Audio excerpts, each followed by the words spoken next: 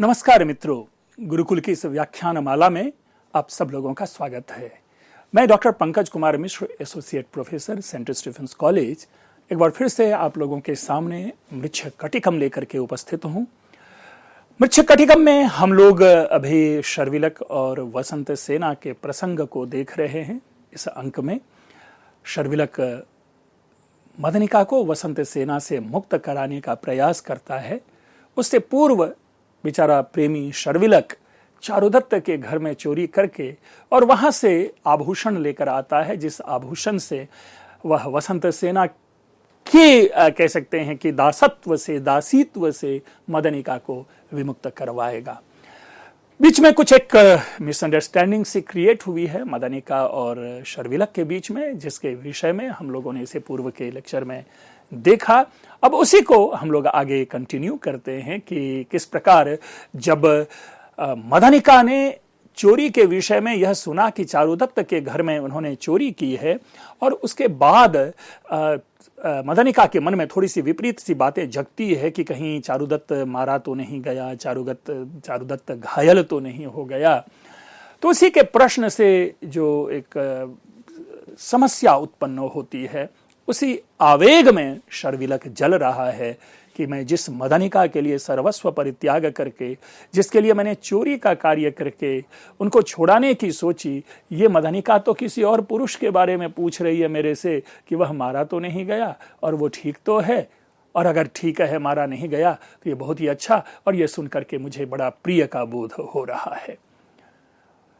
चारुदत्त के विषय के बाद जब आप इसे कह सकते हैं कि शर्विलक के मन में एक बात उठती है और वो सुनाना शुरू करता है कि देख, मैंने तुम्हारे लिए सर्वस्व त्याग कर दिया, अपना यौवन धन तुम पे समर्पित कर दिया, और सब चीज मैंने अपनी जिंदगी लुटा दी तुम्हारे लिए, और तुम अभी भी प्रियम और सत्यम में लगी हुई हो।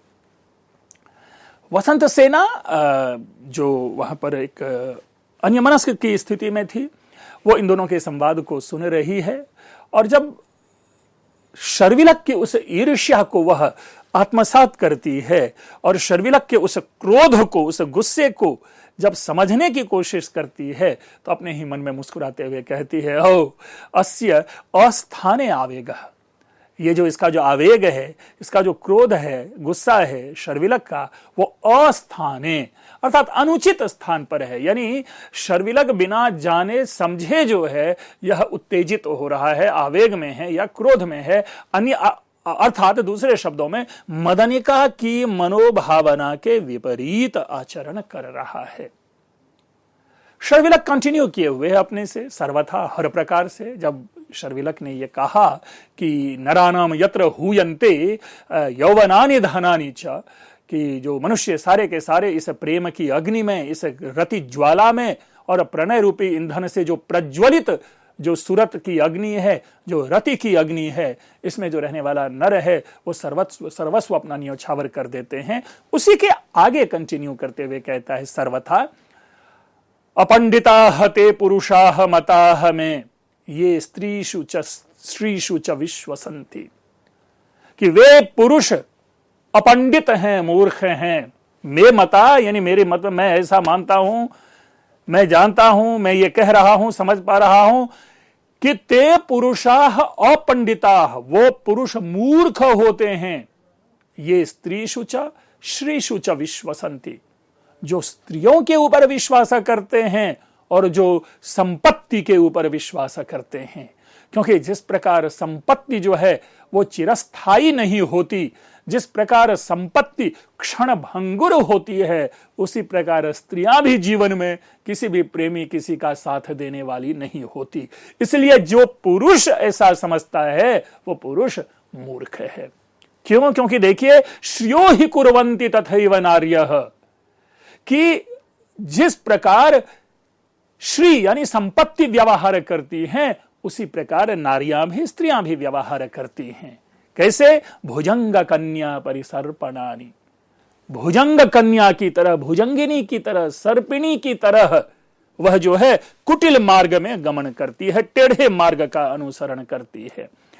अब दो तीन चीजें हैं इस पर विशेष रूप से समझने की बातें हैं। मित्रों देखिए, यो तो हमारा साहित्य जो है पुरुष मानसिकता से विरचित हमारा साहित्य है, जो क्लासिकल एरा के जितने भी चाहे नाटक हों, महाकाव्य हों, गद्य काव्य हों आदि, तो हमेशा हम उसमें पाते हैं कि स्त्रियों के प्रति एक विपरीत वाक्यों का प्रयोग होता है। और यह सत्य है कि विपरीत वाक्यों का प्रयोग होता रहा है, लेकिन उन प्रयोगों के पीछे की सच्चाई क्या है, हमें जब वो प्रयोग हम पाते हैं तो उन प्रसंगों को भुला देते हैं। यहां पर एक व्यक्ति, एक इंडिविजुअल व्यक्ति है जो अपने प्रेम में एक अस्थिरता का बोध जिन्हें हो रहा है, जिनके मन में यह भावना लग रही है कि मेरा जो प्रेम का धागा है वो कमजोर होता जा रहा है, जो उस भावना से यहां पर प्रताड़ित सी है, जो ये समझ रहा है कि मैं कल तक जिससे प्रणय कर रहा था, अचानक यह किसी दूसरे पुरुष के प्रति अपना अनुराग क्यों प्रकट कर रही है। तो वो तो प्रेमी की मनोदशा है, और प्रेमियों की मनोदशा और जो पागलों की मनोदशा है वो यूनिवर्सल स्टेटमेंट नहीं होता, वो विश्वजनीन सत्य नहीं होता, वो वैश्विक कथन नहीं होता, बल्कि वो एक इंडिविजुअल का मत होता है। इसलिए अगर यहां से हम ये वाक्य का अर्थ निकाल करके चलें कि वे पुरुष मूर्ख होते हैं जो स्त्रियों पर विश्वास करते हैं, ये कहना गलत होगा। इसीलिए अपने काव्यों से, अपने साहित्य से ऐसे वाक्य को आप डे टू डे लाइफ में प्रयोग न करें कि हमारे साहित्य में स्त्रियों के विषय में ऐसा कहा गया, और यदि कहा गया है तो उनके प्रसंग को समझ करके तब हमें उसका खंडन या मंडन करना चाहिए। तो यहां पर भी यह कोई यूनिवर्सल स्टेटमेंट नहीं है, एक व्यक्ति की मनोदशा है। अब हम जानते हैं कि जब प्रेम में व्यक्ति असफल हो जाता है या जब अपने प्रेम को प्राप्त नहीं कर पाता, तभी वो गाने को लाचार होता है कि ये दुनिया, ये महफिल मेरे काम की नहीं। यही स्थिति है यहां पर शर्विलक की।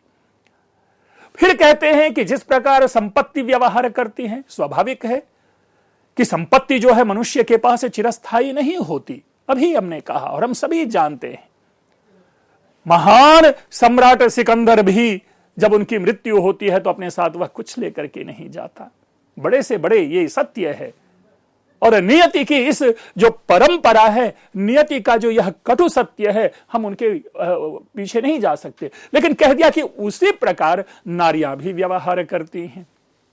और कैसे? तो भुजंग कन्या परिसर्पणानि, भुजंग यानी सांप, कन्या यानी उसकी युवती, यानी सांपों की युवती अर्थात सर्पिणी। जिस प्रकार कुटिल चाल चलती है, उसी प्रकार ये स्त्रियां भी कुटिल चाल चलती हैं। लेकिन ध्यान रखेंगे, दो शब्द है यहां पर। मैंने पहले ही कह रखा है कि यह एक प्रेमी हृदय की व्यथा है, या केवल और केवल प्रेमी हृदय की व्यथा है, ना कि समग्र समाज की इसकी हम बात करेंगे, ना ही सारे लोगों की बात करेंगे। अब प्रश्न उत्पन्न होता है कि भुजंग जो शब्द है, जो सर्प होता है, वो सर्प चलते ही है कुटिल मार्ग से, यानी सर्प कभी सीधा नहीं चलता, वो ऐसे ऐसे ऐसे ऐसे चलता है, कुटिल चलता है। तो जब उन्होंने भुजंग कहा तो भुजंग के साथ कन्या क्यों लगा दिया? लगाने की जरूरत नहीं, आवश्यकता नहीं थी। यहां पर रीजन ये है कि भुजंग कन्या, तो इसके दो कारण हम ढूंढ सकते हैं। एक कारण तो यह है कि कभी छंद निर्माण के लिए, छंद के निर्माण के लिए ऐसे जो गुरु लघु की दृष्टि से ऐसे शब्द को जोड़ देते हैं, नहीं तो भुजंग परिसर्पणानि ही पर्याप्त था।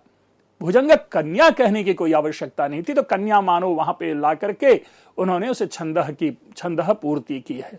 लेकिन दूसरा कारण यह भी हो सकता है कि चूंकि यहां पर स्त्रियों की बात हो रही है और भुजंग कहने से पुरुष सर्प की चर्चा आती, तो उनको स्त्री सर्प बनाने के लिए उन्होंने भुजंग कन्या शब्द प्रयोग किया। अर्थात जिस प्रकार सांपों में जो सर्पिणी टेढ़ी चाल से चलती है, उसी प्रकार नारियां भी जो है टेढ़ी चाल चलती है।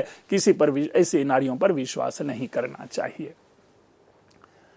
ये बात यही खत्म नहीं होती, ये बात आगे भी चल रही है। स्त्रीषु न रागः कार्यः रक्तम पुरुषम स्त्रियः परिभवन्ति, कि भाई देखो, स्त्रियों के प्रति राग नहीं करना चाहिए, अनुराग नहीं करना चाहिए, स्त्रियों के प्रति अपने मन में प्रेम की भावना नहीं जगानी चाहिए।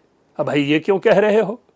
एक और हम सफल प्रेमी दुष्यंत शकुंतला या उर्वशी पुरुरवा या आप वासवदत्ता उदयन को देख रहे हैं, और दूसरी ओर ये शर्विलक बेचारा कहता है कि स्त्री के प्रति अनुराग नहीं करना चाहिए, स्त्रियों से प्रेम नहीं करना चाहिए। क्यों?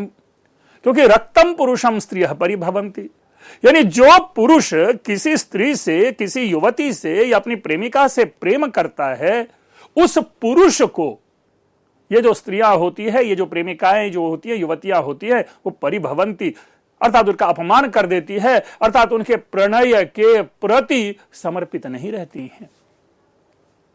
इसीलिए मित्रों, रक्तैव हिरंतव्या, उस स्त्री के साथ रमण करना चाहिए जो स्त्री आप में अनुरक्त हो।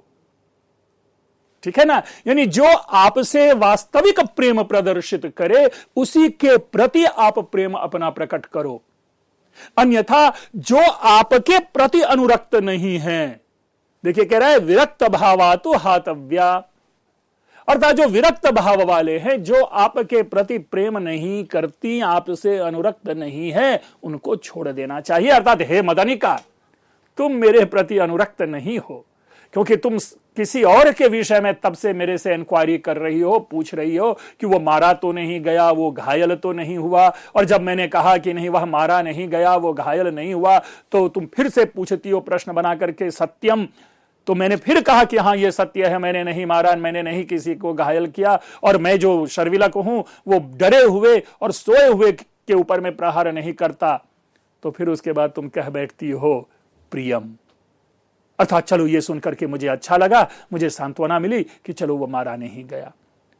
अर्थात तुम्हारा प्रणय, तुम्हारा राग, तुम्हारा अनुराग, तुम्हारा प्रेम, तुम्हारा स्नेह, तुम्हारा समर्पण, तुम्हारा विश्वास मेरे प्रति नहीं है। और ऐसी स्थिति में यदि तुम्हारा प्रणय मेरे प्रति नहीं है, तो ऐसे पुरुषों को छोड़ देना चाहिए, ऐसी स्त्री को। अब पुनः मैं कह रहा हूं कि बार बार हम साहित्य में ऐसे प्रसंगों को लेकर के उस काल के समाज में स्त्रियों की दशा की ओर संकेत करते हैं। मित्रों, नहीं, इससे स्त्रियों की दशा की अभिव्यक्ति नहीं हो रही समाज में। हम इसको कभी भी उदाहरण बना करके प्रस्तुत नहीं कर सकते समाज में। क्यों? क्योंकि एक प्रेमी अपने प्रेमिका के प्रति अविश्वस्त भावना से इस प्रकार का वक्तव्य दे रहा है। हमें यह देखना है, ये एक यूनिवर्सल वुमेन की चीजों को हम यहां पर नहीं लाएंगे।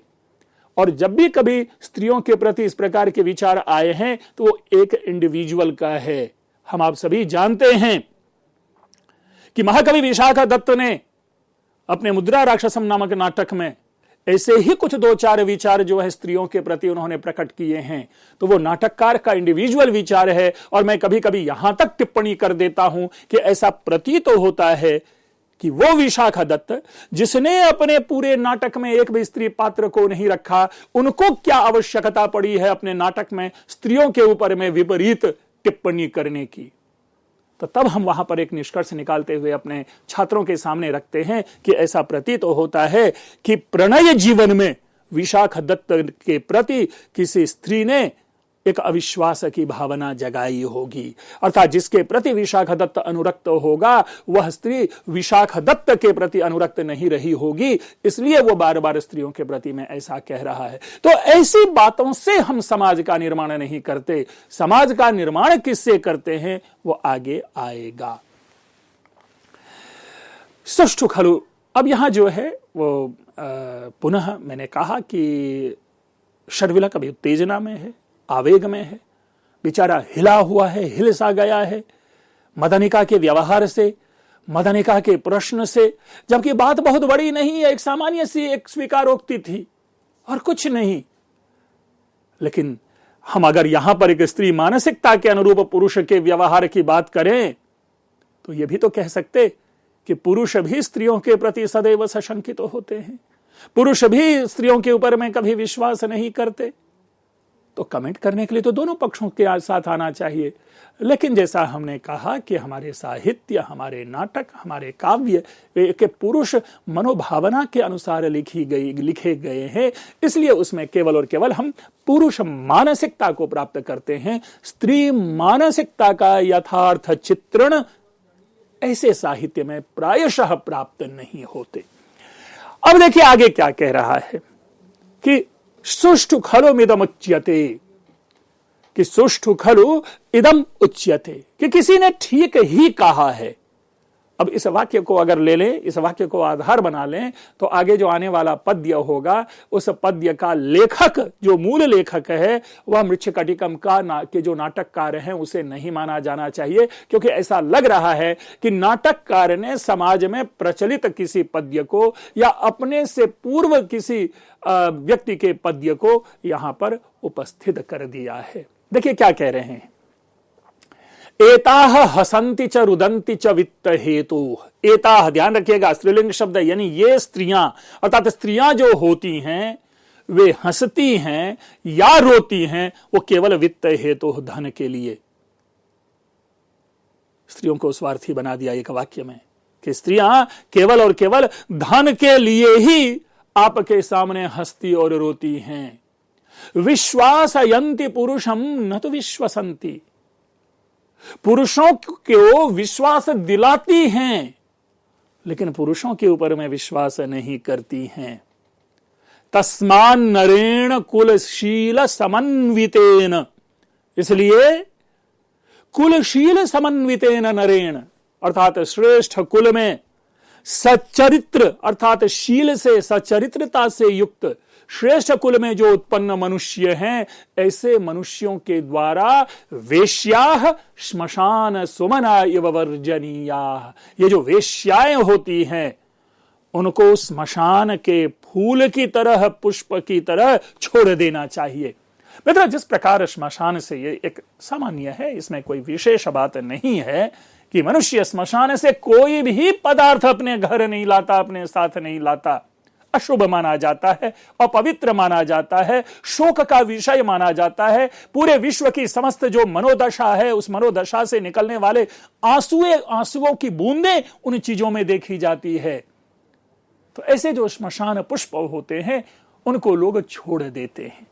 अब यहीं से उपमा लेकर के नाटककार कहते हैं, मित्रों नाटककार शूद्रक है, लेकिन चूंकि मैंने बार बार कहा है कि मैं इस मानसिकता का नहीं हूं कि जो शूद्रक को मृच्छकटिकम का लेखक कहे, इसीलिए मैं शूद्रक बार बार नाम नहीं लेता, मैं मृच्छकटिकम का नाटककार कहता हूं।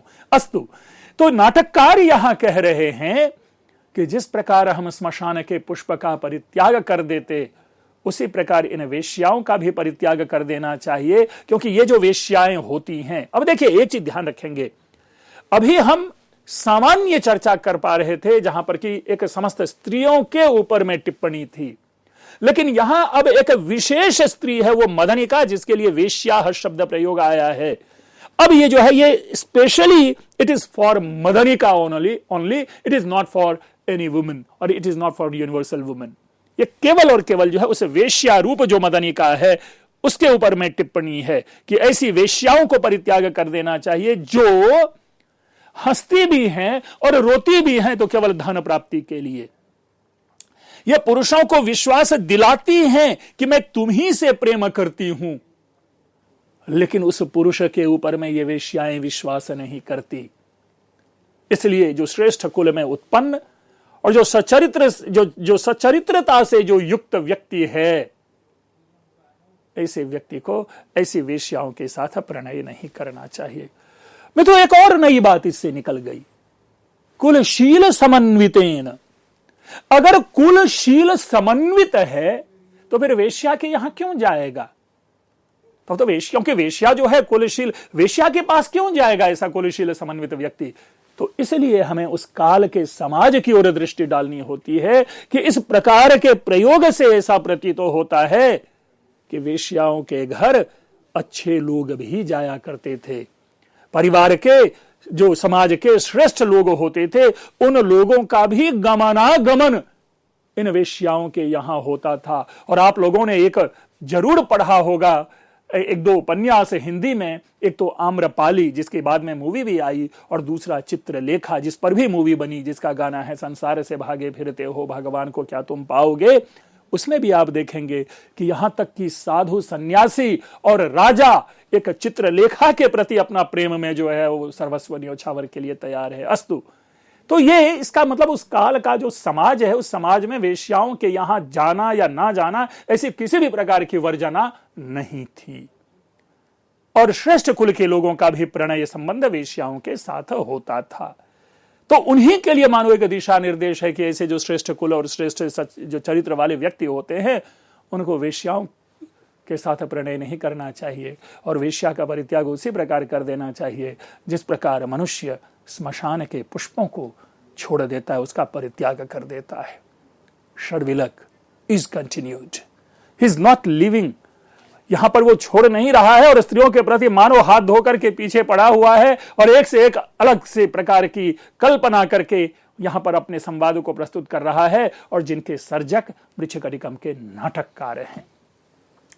समुद्र वीचीव चल स्वभाव, मित्रों यहां पर जो वीचीव शब्द अगर आप स्लाइड पे देख रहे होंगे तो वो वीचव लिखा हुआ है, च में दीर्घ ई की मात्रा समझ लें वो छूट गया है। तो समुद्र वीचीव चल स्वभाव संध्याभ्रलेखे व मुहूर्त रागा स्त्रियो हृतार्था पुरुषम निरर्थम निष्पीड़िता लक्तक वत त्यजंती।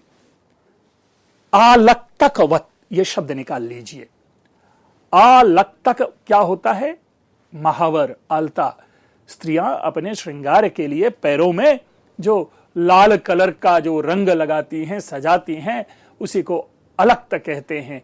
आज भी सुदूर गांवों में उसे अलता कहा जाता या महावर कहा जाता है। आगे देखते हैं इस पद्य में क्या कहता है।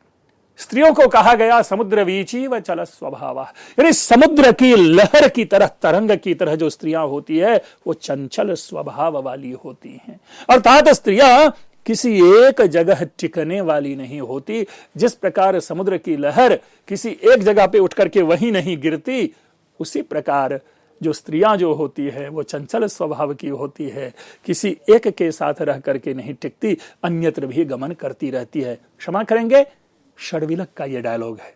हम इससे समस्त स्त्रियों की मनोदशा का उल्लेख नहीं करेंगे। और क्या है? तो संध्याभ्र लेखे व मुहूर्त रागा, कि संध्या कालीन जो वो रेखा दिखती है, जिस प्रकार उसकी लालिमा क्षण भर के लिए होती है, अर्थात संध्या कालीन बादल में जो लालिमा जो दिखाई देती है वह लालिमा क्षण भर के लिए होती है। और जिस प्रकार समुद्र की लहर चंचल स्वभाव वाली होती है, उसी प्रकार ये स्त्रियां होती हैं। और ये स्त्रियां क्या होती हैं कि हृतार्था, यानी अर्थ का हरण करके, सारा धन चूस करके, सारे पैसे विविध तरीके से अपने पास लेकर के इकट्ठा करके, निरर्थम पुरुषम, जब वह पुरुष निर्धन हो जाता, उनके पास कुछ भी नहीं रह जाता, तो जिस प्रकार तो उसको छोड़ देती। उसी प्रकार जिस प्रकार कि पैर में लगाया गया महावर, पैर में लगाया गया अलता जिस प्रकार धीरे धीरे अपना वो रंग को छोड़ देता है, उसी प्रकार ये स्त्रियां भी धीरे धीरे पुरुषों के सारे धन को अपने पास लेते हुए ऐसे धनहीन पुरुष का परित्याग कर देती है। मदनिका, क्या तुम भी उसी प्रकार कर रही हो? इतने दिनों से मेरे साथ तुम्हारा राग अनुराग रहा, तुम्हारा प्रणय व्यापार मेरे साथ रहा, इस बीच में तुम्हारे जीवन में कोई और तो नहीं आ गया? तुम भी तो मेरे साथ इसी प्रकार का व्यवहार नहीं कर रही हो कि मेरे से सारे धन संपत्ति, मेरे सारे चरित्र, मेरे सारे कुल को विनष्ट करके और अब तुम कहीं मुझे तो नहीं छोड़ रही? यही तो है प्रेम की जो मनोदशा है। प्रेम की मनोदशा में उत्पन्न होने वाले प्रश्नों का समाधान कोई नहीं दे सकता, चाहे भले ही सफल प्रेमी क्यों ना हो, वो भी उस व्यक्ति की मनोदशा में उत्पन्न होने वाले प्रश्न का समाधान नहीं दे सकता। और यहां पर अभी जो शर्विलक है वो पूरी तरह से जो है ना मिसअंडरस्टूड है। उनका वो जो है ना वो मति भ्रम में है, क्योंकि एक प्रियम और सत्यम शब्द पकड़ के बेचारा जो है वो आवेग में आ गया कि ये मदनिका क्यों मेरे से ऐसा पूछ रही है, किसी पर पुरुष के बारे में पूछ रही है कि वो मारा तो नहीं गया। यानी इस व्यक्ति ने ये तक नहीं सोचा कि हो सकता है कि ये उसका भाई हो सकता है कि ये उनका कोई संरक्षक हो सकता है कि कोई उनके और जीवन के साथी हो, प्रेमी ना हो। लेकिन मनुष्य का भी जो हृदय है, पुरुष का भी जो हृदय है, पुरुष का भी जो मन है, वो स्त्रियों के व्यवहार को सदैव विपरीत दशा में ही सोचता है। इस भी कटु सत्य को हमें यहां समझना चाहिए। हम केवल एक पक्षी, एक पक्षीय रूप जो होता है पुरुष की मानसिकता स्त्रियों के विषय में, उसी को लेकर के केवल नहीं चलना चाहिए। अस्तु मित्रों, देखें उसके बाद फिर क्या है। ये बड़ा ही सुंदर एक और पद्य है, ये स्त्रियों नाम चपला। और ये जो स्त्री है इसका नाम ही चपला है, अर्थात स्त्रियां सदैव चंचला होती है। और चंचला का यह अर्थ होता है जो कभी किसी एक जगह पर टिक करके नहीं रहती। अर्थात स्त्री जो है वो किसी एक जगह नहीं टिकती। अर्थात हे मदनिका, तुम मेरे साथ नहीं टिक रही हो। और ये जो पद्य है, मुझे ऐसा प्रतीत होता है कि कदाचित यह पद्य भर्तृहरि के श्रृंगार शतक में भी यह प्राप्त होता है। भले ही एज इट इज जो स्ट्रक्चरल, जो संरचनात्मक दृष्टि से यह ना हो, लेकिन भावात्मक दृष्टि से भाव के अनुरूप यही पद्य आपको भर्तृहरि के श्रृंगार शतक में प्राप्त होगा, जहां पर उन्होंने स्त्रियों के विषय में कई प्रकार की विपरीत बातें की है। क्योंकि भर्तृहरि के जीवन में एक बड़ा भूचाल आया था, जिस भूचाल में, वो एक छोटी सी कहानी है, जब कभी चर्चा होगी उसकी भी चर्चा करेंगे। लेकिन आखिरी वाक्य है, धिक्ताम च तम च मदनम च इमाम च माम च, कि इस वेश्या को धिक्कार है, उस पुरुष को धिक्कार है, उस नारी को धिक्कार है, उस कामदेव, प्रेम के देवता कामदेव को धिक्कार है, और मुझे भी धिक्कार है कि जो प्रेम के इस प्रपंच को समझ नहीं पाया कि जिस स्त्री से मैं प्रेम करता था वो स्त्री किसी और से प्रेम करती थी, वो स्त्री जिस पुरुष से प्रेम करती थी वो पुरुष किसी वेश्या से प्रेम करता था, और जो पुरुष जिस वेश्या से प्रेम करता था वह वेश्या जो है मेरे पे अनुरक्त है। तो यही जीवन है, यही प्रेम है।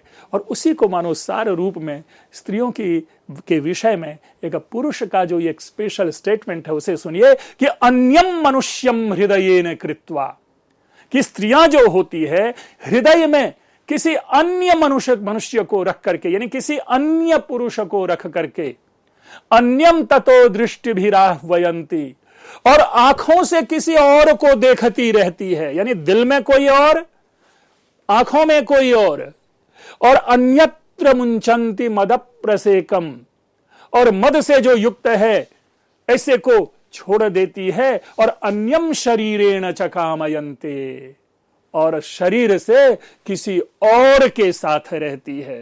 यानी स्त्रियों की एक मानो पूरी की पूरी जो दशा है वहां पर वो प्रस्तुत कर रहे हैं कि जो स्त्रियां जो होती हैं हृदय में तो किसी और के साथ रखती हैं, देखती किसी और को है, साथ किसी और के, मद किसी और का छोड़वाती हैं, और शरीर से किसी और को संतुष्ट करती हैं। यहां तक पुरुष की दशा चली जाती है जो स्त्रियों के प्रति ऐसा कटु वचन हमारे सामने प्रस्तुत करने लगती है। मित्रों, ये एक कहने के लिए तो हम निच्छकटिकम नाटक पढ़ रहे हैं, लेकिन उस नाटक के साथ साथ हम एक मनुष्य की जो एक प्रेमी हृदय की मनोदशा है उसको भी देखते चले जाते हैं। ये चर्चा आगे भी इसी प्रकार हम कंटिन्यूड रखेंगे। आप लोगों का साथ है, आप लोग टिप्पणी करें, आप लोग कोई और अगर किसी प्रकार के प्रश्न हो तो उन पर आप टिप्पणी करें। बस आपने ध्यानपूर्वक सुना, इसके लिए आप लोगों को बहुत बहुत धन्यवाद।